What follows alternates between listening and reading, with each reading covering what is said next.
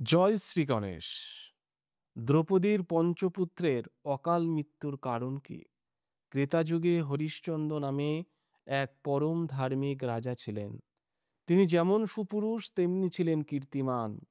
তার শাসনে প্রজারা খুবই খুশি ছিল। একদিন তিনি হরিণ শিকারের উদ্দেশ্যে বনে গিয়ে দূরে কয়েকটি নারী কণ্ঠের বাঁচাও বাঁচাও বলে আর্তনাদ শুনতে পেলেন। তারপর তিনি সেখানে গিয়ে দেখলেন কয়েকটি নারী গাছে বাঁধা অবস্থায় চিৎকার করছে। রাজা হরিশ্চন্দ্র তাদের মুক্ত করে দিলেন এবং মেয়েগুলো রাজাকে প্রণাম জানিয়ে চলে গেল। তারপর সেখানে মহামুনি বিশ্বামিত্র এসে হাজির। মুনি রাজাকে বললেন, তুমি মেয়েগুলোকে মুক্ত করলে কেন? বেশি দয়া দেখাচ্ছ বুঝি? রাজা বললেন, হে মহর্ষি, আমি রাজা, এটা আমার ধর্ম।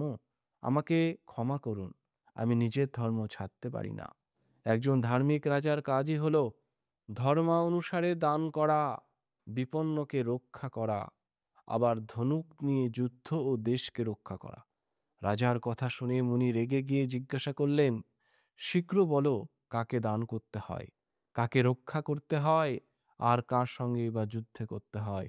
রাজা বিনীত বাক্যে বললেন, যারা সবসময় ব্রত পালন করে ও ব্রাহ্মণ প্রধানগণকেই দান করা উচিত।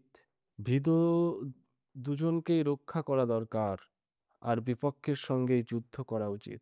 বিশ্বামিত্র ঘাড় নেড়ে সম্মতি জানিয়ে বললেন, তোমার কথা বুঝতে পারলাম। তাহলে আমি একজন তত্ত্বজ্ঞান সন্ধানী ব্রাহ্মণ, তোমার ধর্ম অনুসারে আমাকে দান করো। রাজা তারপর বললেন, হ্যাঁ, আমি নিশ্চয়ই দান করব, বলুন আপনি কি চান।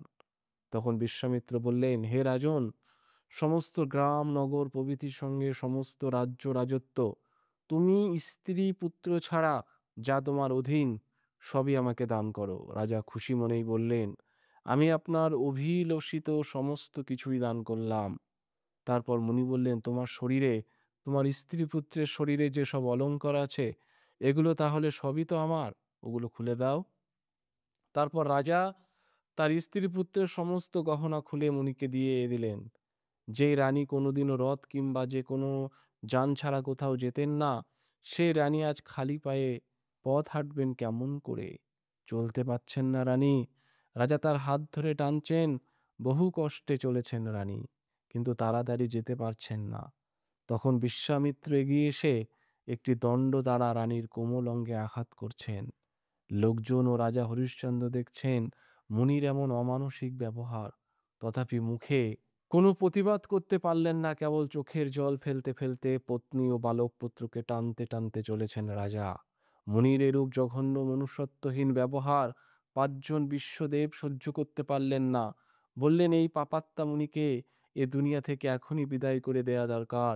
এর মধ্যে বিবেক চেতনা বলে কি কিছুই নেই। হরিশ্চন্দ্রকে রাজ্যভ্রষ্ট করল, এর নরকেও স্থান হবে না।